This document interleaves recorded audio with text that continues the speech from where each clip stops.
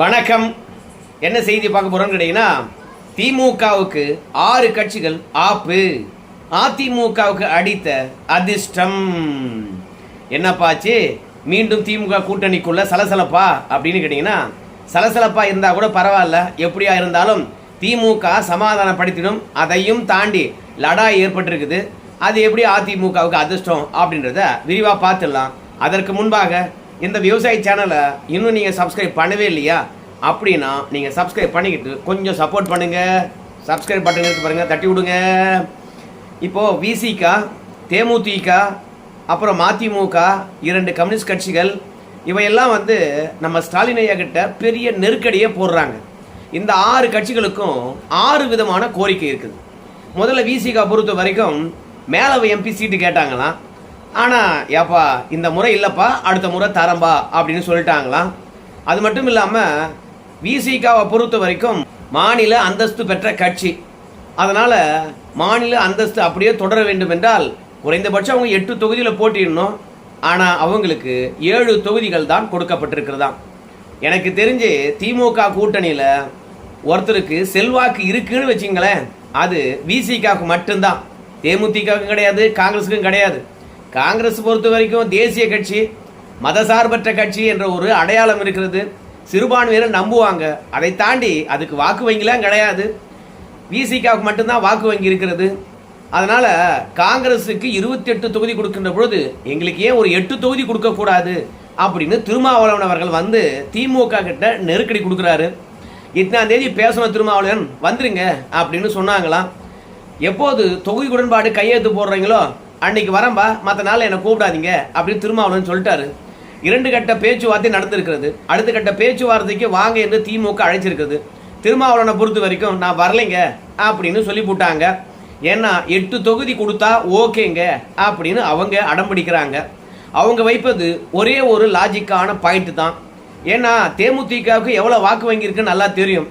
அவங்களுக்கு மேலவை எம்பியும் கொடுத்து 8 தொகுதியும் கொடுத்து ராஜ மரியாதையும் கொடுக்குறீங்க.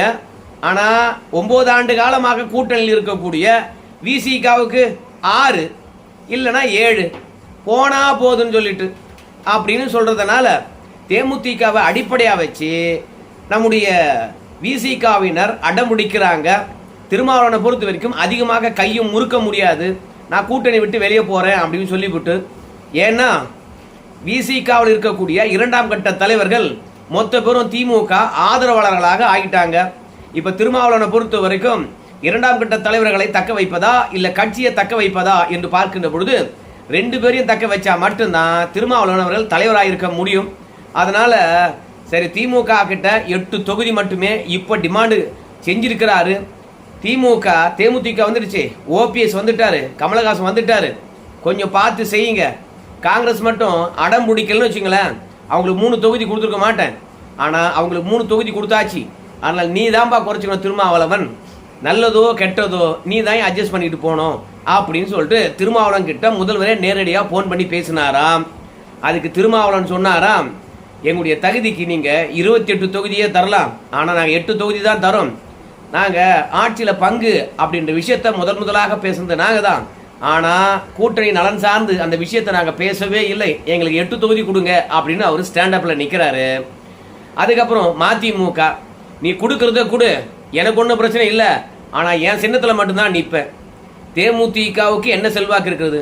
தேமுதிகவுடைய சின்னம் எத்தனை பேருக்கு தெரியும்? எதற்காக தேமுதிக 8 தொகுதி கொடுத்து அவங்க சின்னத்தில் நிற்க சொல்றீங்க? அவ்வளோ பெரிய கட்சியா அப்படின்னு சொல்லிவிட்டு தேமுதிகவை அட்ரஸ் பண்றாரா. மதிமுகவுடைய முதன்மை செயலாளர் இருக்கக்கூடிய துரை வைகோ, அவங்களுக்கு சொந்த சின்னம் பிரச்சனை. திமுக பொறுத்த வரைக்கும் சொந்த சின்னம் ஓகே தானுங்க, ஆனால் ஒரு சில பேர் திமுக சின்னத்தில் நிற்கட்டுமே அப்படின்னு சொல்லிட்டு திமுக சொல்லுதான்.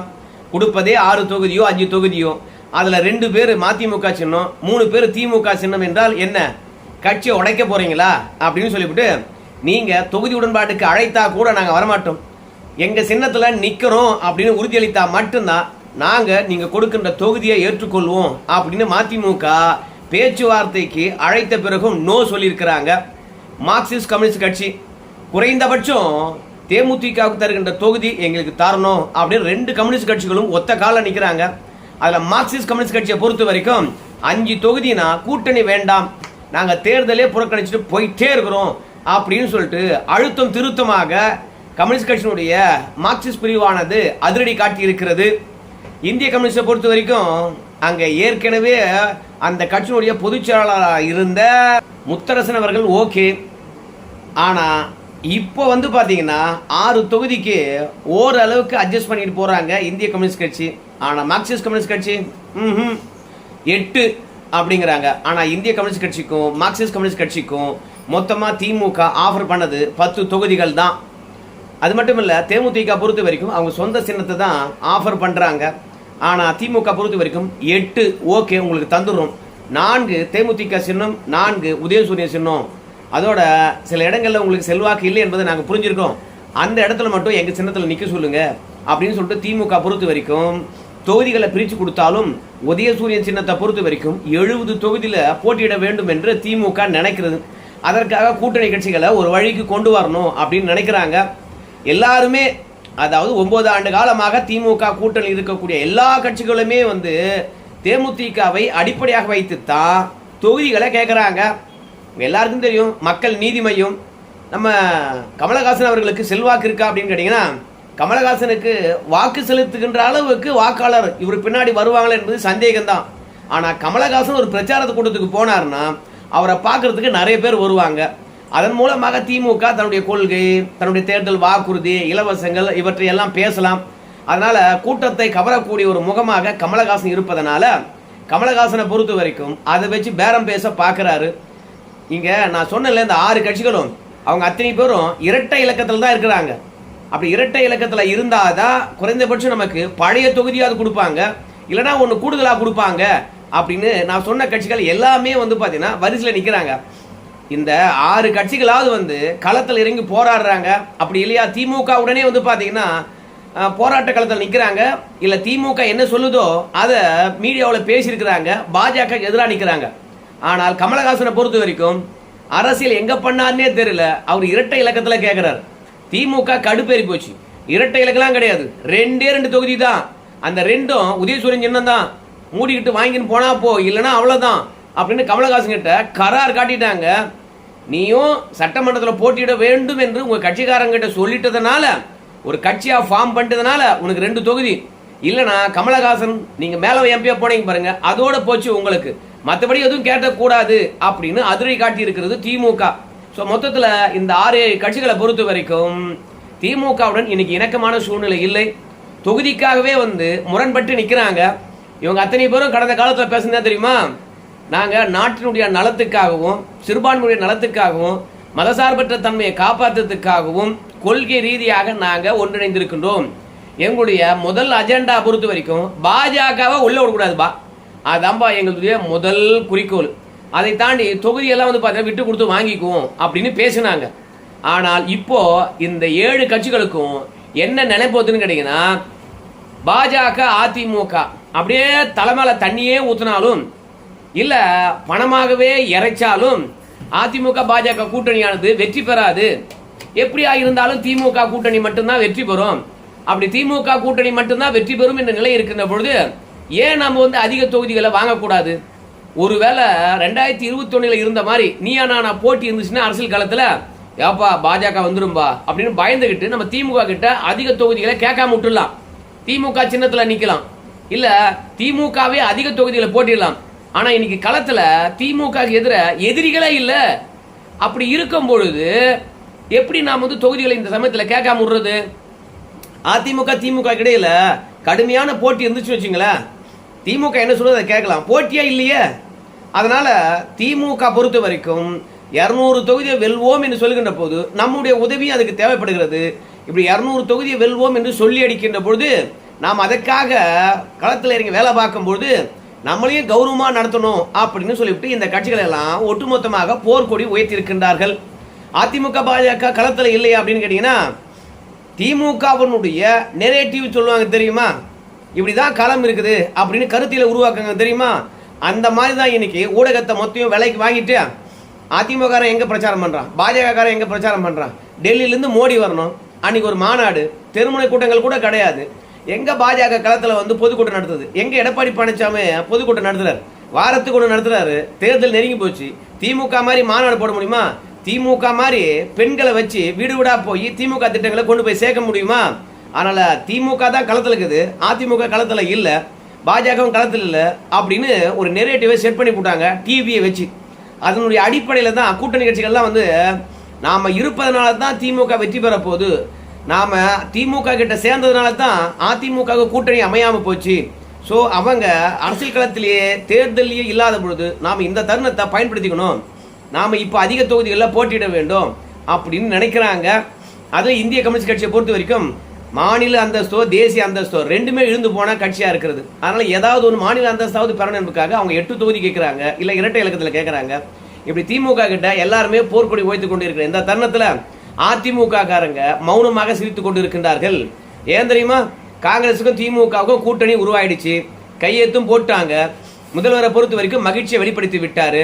ஆனால் ராகுல் காந்தி கூட்டணி உருவானது மகிழ்ச்சியா இல்லையா? சொல்லுங்க. கூட்டணியை வரவேற்கின்றாரா இல்லையா? கூட்டணி உருவானதுக்கு முதல்வருக்கு தேங்க்ஸ் சொன்னாரா? சொல்லுங்க. அப்ப ராகுல் காந்தியை பொறுத்த வரைக்கும் அப்செட்டா இருக்கிறாங்க. இதுல யாரோ ஒருத்தர் ஒதுலை பட்சமாக செயல்பட்டு தேசிய தலைமைக்கு முரண்பாடாக திமுகவுடன் கூட்டணி போட்டிருக்காங்க. அதனால தான் ராகுல் காந்தியை பொறுத்த வரைக்கும் பிரதர் இத்தனாம் தேதி வரேன், பொதுக்கூட்டத்தில் கலந்துக்கலாம் அப்படின்னு கூட ட்வீட் போடவே இல்லை. திமுக ஒரு பிளான் பண்ணிருச்சு. என்ன பிளான் பண்ணியிருந்தாங்கன்னு கேட்டீங்கன்னா, திருச்சியில் இன்னைக்கு மாநாடு. அந்த மாநாடு இந்திய அளவில் பெரிய மாநாடு, உலகத்திலே வந்து பார்த்தீங்கன்னா பெரிய மாநாடு திருச்சியில் தான் போட போகிறாங்க திமுக காரங்க. அவ்வளோ செலவழிச்சிருக்காங்க, அவ்வளோ பெரிய கூட்டத்தை கூட்ட போகிறாங்க. அதோட இவ்வளோ பெரிய சரித்திரமிக்க இந்த மாநாட்டில் கூட்டணி கட்சி தலைவர்கள் அத்தனை பேரும் இருக்கணும் அப்படின்னு திமுக நினைச்சிச்சு. அது மட்டும் இல்லாமல் தேசிய தலைமையில் இருக்கக்கூடிய ராகுல் காந்தி வரணும் அப்படின்னு நினைச்சாங்க. ஆனால் ராகுல் காந்தியை பொறுத்த வரைக்கும் கெஞ்சி கெஞ்சி கூப்பிட்ட பிறகு கூட மாநாட்டில் நான் வரண்டா சாமி, ரெண்டாவது பிரச்சாரத்துக்கே நான் வரமாட்டேன்னு வச்சுங்களேன், காங்கிரஸுக்கு உரிய முக்கியத்துவத்தை திமுக தரல, விட்டு தொலைங்க அப்படின்னு சொல்லிட்டு ராகுல் காந்தி பிரச்சாரத்துக்கு வரமாட்டாராம். இவங்களுக்கெல்லாம் ஞாபகம் இருக்கோ இல்லையோ, நான் ஒரு விஷயத்தை ஞாபகப்படுத்துகிறேன். நம்முடைய யார் செல்வ பிறந்தைய சொன்னார், நாங்கள் ஏன் தெரியுமா தொகுதி பங்கிட்டு குழுவை எல்லாருக்கும் முன்னாடி போட்டோம் அப்படின்னு சொன்னாங்கன்னா, இங்கே பிரச்சாரத்துக்கு ராகுல் வரணும், பிரியங்கா வரணும், சோனியா காந்தி வரணும், மல்லிகார்ஜுன கார்கேஜி வரணும். ஸோ அவங்களுக்குலாம் டேட் வந்து பார்த்தீங்கன்னா கரெக்டாக அலாட்மெண்ட் பண்ணணும். அதுக்கு எந்தெந்த தொகுதின்னு முதல்ல நம்மளுக்கு முடிவாயிடணும், எத்தனை தொகுதி என்று முடிவாயிடணும். ஒப்பந்தம் முடிவாயிட்ட பிறகு திமுகவினரை பொறுத்த வரைக்கும் அவங்க கொடுக்கின்ற தொகுதியில் நம்ம ஸ்டாலின் ஐயாவையும் அதே மாதிரி ராகுல் காந்தியும் கூட்டுமை உட்காந்து நாங்கள் பிரச்சாரம் பண்ணுவோம். காங்கிரஸ் கட்சிக்காரங்க மொத்த பேரும் வெற்றி பெறத்துக்கு கொடுக்கின்ற அத்தனை வேட்பாளர்களையும் ராகுல் காந்தி கூப்பிட்டு ஒரே மேலே நிற்க வச்சு பிரச்சாரம் பண்ணுவோம் அப்படின்னு சொல்லிவிட்டு டைம் ஃபிக்ஸ் பண்ணுறதுக்காக தான் நாங்கள் கிட்டத்தட்ட எல்லா கட்சிகளுக்கு முன்பாக தொகுதி உடன்பாடு பேசுறதுக்காக குழு போட்டோம் அப்படின்னாங்க. ஆனால் உண்மையாகவே வந்து இன்னைக்கு நீங்கள் வீடியோ பார்க்குற இந்த தருணத்தில் 90 நாளைக்கு முன்பாகவே வந்து காங்கிரஸ் வந்து தொகுதி உடன்பாட்டு குழுவை போட்டாங்க. ஆனால் இப்போது தொகுதி உடன்பாடு ஏற்பட்டு போச்சு, எந்தெந்த தொகுதி என்று கூட முடிவாயிடுச்சு. ஆனால் இப்போ ராகுல் காந்தி என்னைக்கு வரப்போகிறார் தமிழ்நாட்டுக்கு, சோனியா காந்தி அவர்கள் என்னைக்கு வரப்போகிறாங்க, பிரியங்கா காந்தி என்னைக்கு வரப்போகிறாங்க, டேட்டை ஃபிக்ஸ் பண்ணிட்டாங்களா? ஏன்னா காங்கிரஸ் திமுக இடையில தொகுதி உடன்பாடு ஏற்பட்டாலும் லடாய் தொடர்ந்து கொண்டே இருக்கு. மனக்கசப்பு ஸ்டாலினுக்கும் ராகுலுக்கும் இருந்துகிட்டே இருக்குது. அது தீர்க்க முடியாத பெரிய பிரச்சனையா இருக்கு. இப்படி ராகுலுக்கும் நம்ம ஸ்டாலின் ஐயாவுக்கும் இடையில மனக்கசப்பு இருப்பது கீழ்மட்டத்தில் இன்னும் எதிரொலித்துக் கொண்டே இருக்குது. எப்போதோ ஒரு கூட்டணி என்றாலே கசப்புகள் இருக்கும், ஆனால் தலைவர்கள் உடனடியாக ஒன்று சேர்ந்து விடுவார்கள். தொண்டர்கள் தான் கடந்த காலத்தில் எதிர் முகாமில் இருந்து கருத்து தெரிவித்தவங்க எல்லாம் வந்து பார்த்தீங்கன்னா, டேய் அன்னைக்கு அதை சொன்னால இன்னைக்கு இதை சொன்னாங்கல்ல அப்படியே சண்டை போட்டுக்கிட்டே கிடப்பாங்க. கீழ்மட்டத்தில் ஜெல்லா வருது, நேரம் எடுக்கும்.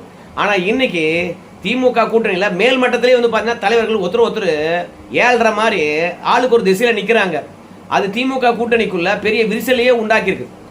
அதோட தொண்டர்கள் மத்தியில் திமுக நான் ஏன் வேலை பார்க்கணும் அப்படின்னு காங்கிரஸ் கட்சிக்காரனும், அதே மாதிரி தான் மற்ற கட்சிகளுடைய தொண்டர்கள்லாம் நாம ஏன் திமுக வெற்றி பெற வைக்கணும் கடுமையாக வச்சு அப்படின்னு சொல்லிவிட்டு எல்லாரும் ஒரு பிளவில தான் இருக்கிறாங்க. ஸோ இப்படி தொகுதிகள் அதிகமாக கொடுப்பாங்களா இல்லையோ நமக்கு தெரியாது. ஆனால் இப்போ அடிச்சுக்கிறாங்க இல்லையா, இந்த அடித்து கொள்வது அதிமுகவுக்கு அதிர்ஷ்டம்.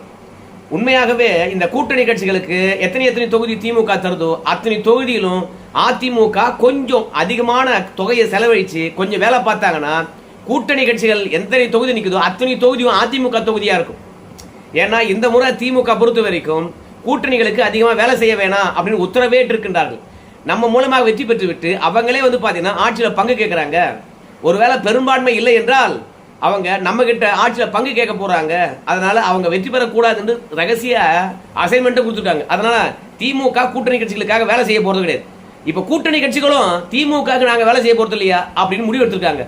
இப்படி ஒருவேளை குறைவான தொகுதி கொடுத்தாங்கன்னா மன கஷ்டத்துடன் வேலை பார்ப்பாங்க கூட்டணி கட்சிகள். அது அதிமுக வந்து பாத்தீங்கன்னா ஒரு பலம் தான், களத்துல ஜோரா இறங்கி வேலை பார்க்கலாம். அதிக தொகுதி கொடுத்தாங்களும் அந்த அதிக தொகுதியானது அதிமுகவுக்கு வந்து பாத்தீங்கன்னா பலமா இருக்கும். ஏன்னா கூட்டணி கட்சியுடைய சின்னத்தை விட ரெட்டலை சின்னமானது மக்களுக்கு நல்லா தெரியும். அதனால எப்படியா இருந்தாலும் சரி, இன்னைக்கு திமுக கூட்டணியில 6-7 கட்சிகள் தொடர்ந்து திமுக நெருக்கடி தரதுனால, ஆப்பா சொருக்குவதனால அதிமுக ஒரு அதிர்ஷ்டம் அடிச்சிருக்கிறது.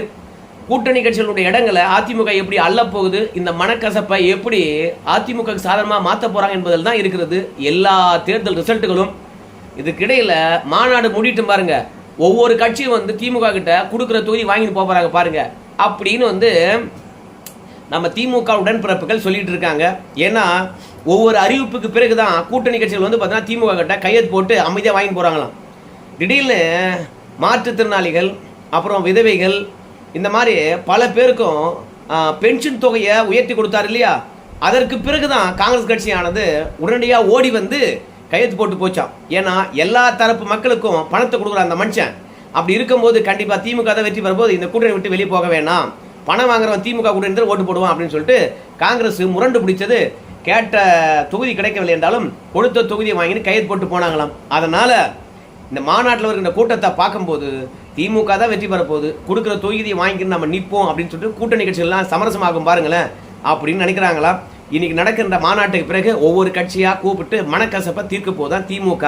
மனக்கசப்பை பேச்சளவில் தீர்த்தா மட்டும் போதுமா, கீழ்மட்ட அளவில் அது ஜெல்லாகணும் இல்லை, அந்த அளவுக்கு ஜெல்லாகாது. இப்படி ஜெல்லாகாத தேர்தலை சந்திக்கின்ற இந்த தருணத்தில் அதிமுகவுக்கு பெரிய அதிர்ஷ்டமா அந்த தொகுதிகளை அள்ளலாமா, அதெல்லாம் நடக்க போதான்னு தெரியல. ஆனால் அரசியல் விஷயங்கள் நிறைய பேசுகிறாங்க, அதை தான் உங்ககிட்ட கொண்டு வந்து சேர்த்தேன். இந்த வீடியோ தொடர்பாக உங்கள் கருத்து சொல்லுங்க. நன்றி.